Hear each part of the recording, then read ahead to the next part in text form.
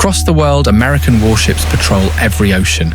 Its currency dominates global trade, and its military budget is larger than the next 10 nations combined. But behind this power is a hidden number, one that's rising faster than any fleet or fortune: $35 trillion.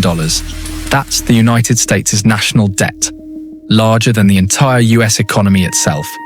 Every empire in history has believed its power was eternal, but history has already shown the mightiest fall not from invasion, but from the weight of their own spending.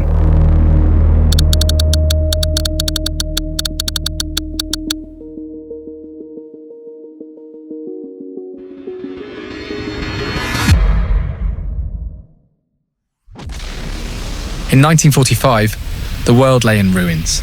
Factories in Europe and Asia were bombed to rubble. Only one industrial power stood untouched: the United States. At Bretton Woods, America turned that advantage into control. The US dollar became the backbone of global trade, tied directly to gold. Every barrel of oil, every ton of steel, every loan was priced in dollars. America didn't just win the war, it became the banker to the world. But empires built on money, not land, need constant growth to survive. And growth always comes with debt.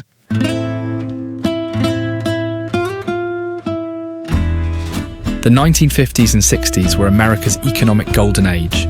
Factories ran non-stop. The middle class expanded. Half the world's goods were made in the United States. But expansion has a cost. The Cold War demanded bases, missiles, and foreign aid, all financed by borrowing. Then came Vietnam. The war drained billions and sent inflation soaring.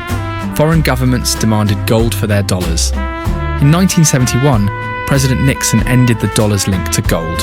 From that moment, money was backed not by metal, but by trust, and debt became limitless.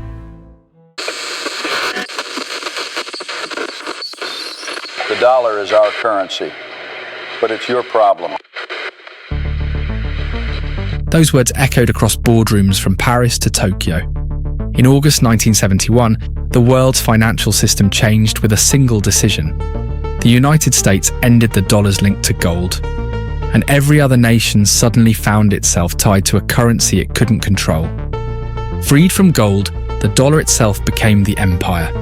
Nations needed it to trade and to borrow, giving Washington unmatched leverage. The United States could print money to fund wars, bailouts, and global projects while others had to earn it. It was brilliant and dangerous, because America's empire was no longer built on industry or colonies, but on credit.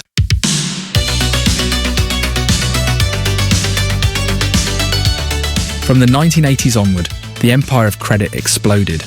Tax cuts, deregulation, and record military spending pushed the debt higher. When the Cold War ended, instead of shrinking, the empire expanded. By 2001, the war on terror had begun. Afghanistan, Iraq, dozens of smaller conflicts and overseas bases, trillions spent, financed not by taxes, but by borrowing.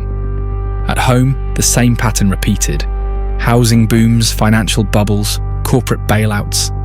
Every crisis was solved with the same tool: more debt. By 2020, America's debt had surpassed its GDP for the first time since World War II, and it hasn't stopped climbing.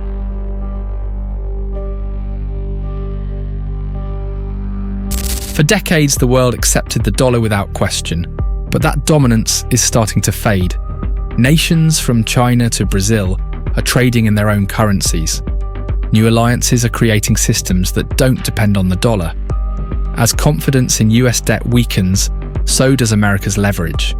When Britain lost India, its richest colony, its empire collapsed within a generation. If the world stops depending on the dollar, America may face a similar reckoning.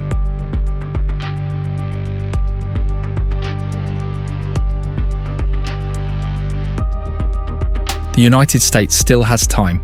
Its innovation, democracy, and influence remain unmatched. But history doesn't care about ideology. It cares about balance. Empires don't fall in a day. They decline quietly through overspending, arrogance, and the belief that power is infinite.